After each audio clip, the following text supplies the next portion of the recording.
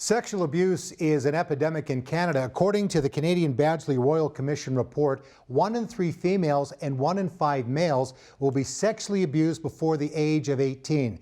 Alexander MacMullin from Spruce Grove, Alberta, joins us to talk about a very unfortunate incident in his life in which he was sexually abused. Alexander, thanks for coming in. Thanks for having me on. And I know this is not an easy topic to discuss, but tell me a little of your story. You did grow up in the church, but there was a family friend that sexually abused you. Yeah, when I was 11, a family friend moved in, and he ended up living with us for 8 or 9 years as we moved from house to house. And it started in Ontario, and we moved all the way back here to Alberta. And all through that time, it started slowly, it was a slow progression, and then soon I found myself being sexually abused over the course of 8 years. Family, did they realize it was going on? Your parents? I think they had suspicions, but I think that they always told themselves it couldn't be true. Like, if it was true, he would have said something to us. But of course, people who are abused are afraid to say anything. They feel so much shame and guilt, and that's what I felt. So I never told anyone. I didn't want to hint at it. You know, it's like I was two different people. So this is happening before you're a teenager, you're going through your teens, going along. How were you able to, I guess, kind of carry on a normal life, if that's possible, and not letting maybe even your closest friends, family into this secret that was taking place? Yeah, I told nobody. And often, still, when I think back to those times, it's like I'm two different people, just totally different. And I got myself into drugs and alcohol, which helped forgetting and numbing myself. But of course, so many other negative things come with that. I had terrible memory, and I was, really poor. Just such a damaging thing to consume yourself with drugs and alcohol. It just takes over your life. It's all you think about. Totally forgot about God. All that mattered was just to get high and forget and to numb that pain. So as this is happening, what are you thinking about? Because one of the things I really want to get across today is to help people be able to identify if something is wrong. Because as I said, I'm sure there were signals, but maybe as parents, no, that can't be going on. And I've had friends that their kids have been abused, and then when they look back, said, "Oh, we should have noticed it." What would you say to family that perhaps something like this is going on? What might be some of the symptoms they might be looking for? Some of the symptoms may be like drawing into themselves. And I mean, I was really public about not liking this particular individual, but you can always chop it up to like, he's just a teenager, boys are, they're going through so many emotions. Sure. I think that opening the conversation and talking about it with your kids, especially in this day and age with internet and pornography, just having a conversation, talking about sexuality when you feel like it's appropriate. I don't want like these 6-year-old kids being talked about it, but sometimes really young children are abused, and it can be super confusing for someone who has trouble communicating about normal everyday things. Talking about sexuality with your kids and talking about how it's wrong for someone to talk about that with them other than parents, or to touch them inappropriately.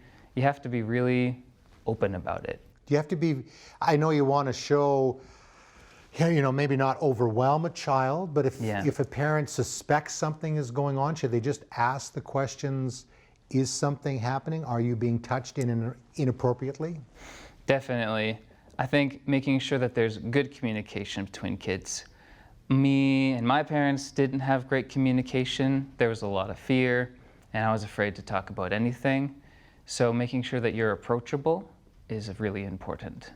And making opportunities for them to talk about it with their friends or with someone that's really trusted. Was there any threats from this person who was abusing you? No, never any threats, but I was still afraid. So how would he approach you? And again, we don't want to get overly graphic in this, but just trying to help people understand how this process happens. Mm-hmm. Like, they're saying, well, I love you, or I really care about you, or, giving you things. Right. Yeah, and that was one of the things, giving me things and treating me special.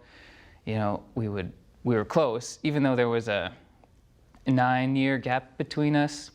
We would go to the water park, and my parents were very trusting. They totally trusted this individual, and we would end up hanging out a lot. And it starts with like back massages, things that is like, this is kind of weird, but I was so young, afraid to say anything. There's just so much awkwardness and nervousness when you're young, and there's an adult figure around. Adults have a lot of authority over younger people, and it's important to remember. So it always happened at night. I would wake up and he would be there, and I was like paralyzed in fear. And it progressed slowly, but then it accelerated very fast, and it was happening all the time, probably every day. So much of what happened, I don't even remember. After doing all the drugs and forgetting and having all these memory problems, some memories are coming up, but a lot of it is lost. When did the drug and alcohol start? I started doing drugs when I was really young, like 14, and then... So about 3 years into this abuse, yeah. And some of my friends were doing it, so they were like, hey, try it, and I tried it, and I loved it, because it's like, it takes away all the pain temporarily, and then when you come out of it, it's just a really bad addiction to have, because for a normal person, it's easy to get addicted, but when you're dealing with pain and it takes that away, it can really take over.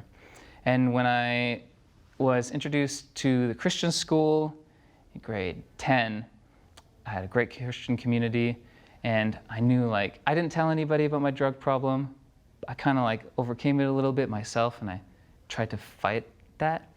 But when I left the Christian school, that Christian community that really supported me, even though they didn't really know what was going on, I felt like I fell back into that really hard. And once I moved out of the house, I had nobody. Until you met this beautiful young lady, Janice. That's right. Who you now have, you travel around, you guys are music people, bringing a message of hope and talking to people about sexual abuse. How much courage did it take you, Alexander, to share that story about the sexual abuse with this young lady? It's funny, I don't even remember feeling any fear at all. I would never tell anybody what was happening. I had kept it a secret for 9 years. So Janice and I are talking, and she tells me that she's really passionate, advocating for childhood sexual abuse. And I was like, I don't know, the door just opened. It was totally a God thing. I just shared everything. And she was equipped. She had done research, tried to give herself the tools to help people when they would disclose to her. And it was just really, it worked. So you have no doubt that it was God put her in your life? No doubt at all. Maybe you didn't know you'd marry her and go on, and travel together. How was I know your faith was obviously affected by what was going on. How did you find healing and reconnecting with Jesus?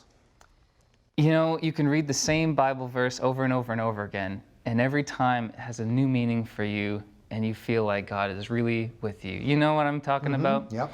So just reading stories of the Bible and reading books that aren't the Bible but talk about God, filling yourself with as many tools and resources to know about God has helped me a lot. Knowing the type of person he is, the type of entity he is, and what he really wants from us in life has given me a lot of purpose. If there was no God, it would just be a really sad thing that happened to me. But because of God, I can take this horrible thing and turn it into something really great and help other people who have gone through this and educate adults how to look out for these things and help their children. What would you say to somebody watching us right now, Alexander, that is currently being sexually abused? I would say you have to talk about it with somebody, someone you really trust, whether that's your parents or your siblings or your friends, because as soon as you talk about it, it stops being a secret and it stops hurting as much as it did. You don't have to carry it alone. You can carry it with your friends, with Jesus, That's what I would say. Thank you for sharing your story. Thank you. You guys are doing amazing things. I know you have a real heart to serve Jesus and to bring hope. So thank you very much. Thank you.